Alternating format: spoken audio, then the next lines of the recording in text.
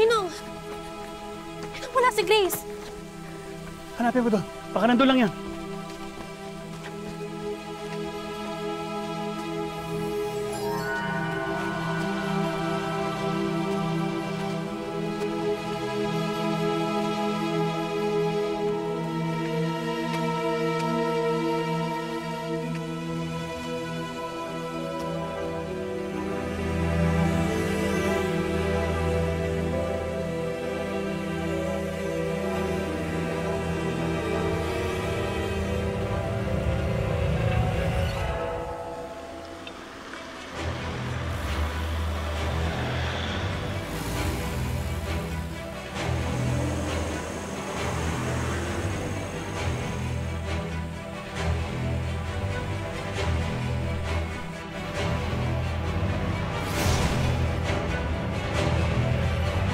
Ano, Emily?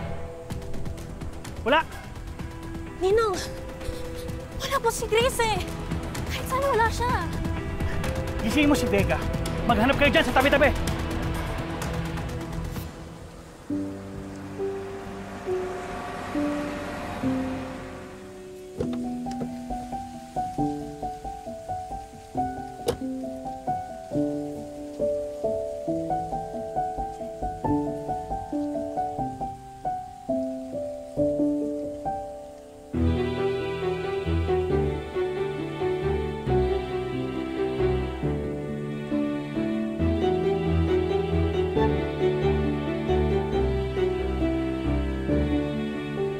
Hindi mo na kailangan pagbati sa mga tao dito. You don't have to do human things. Alis ka rin naman ba?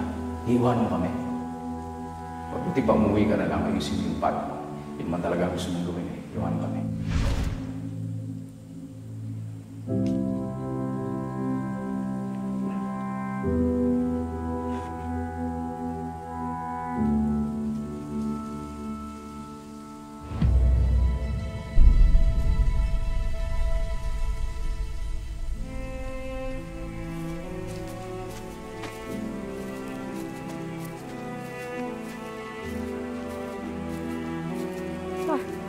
Carlo.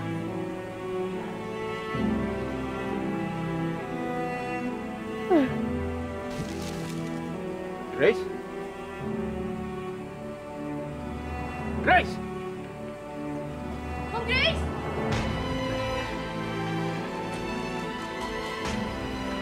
Grace! Grace!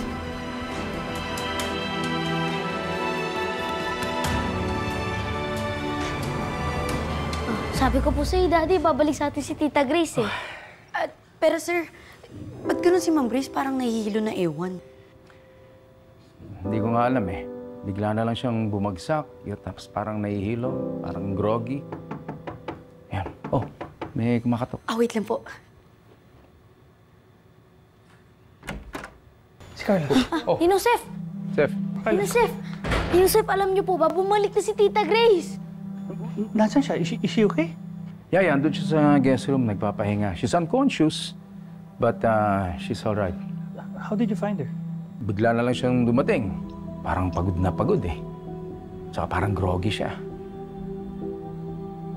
Teka muna, ba't ngayon ka lang? Sorry, nagka-aberya kasi yung sasakyan ko eh. Sabi mo she's unconscious. Wala ba siyang nasabi sa'yo? Wala naman. Wala. Dok, kasi nung dumating dito si Ma'am Grace, parang may something sa kamay niya.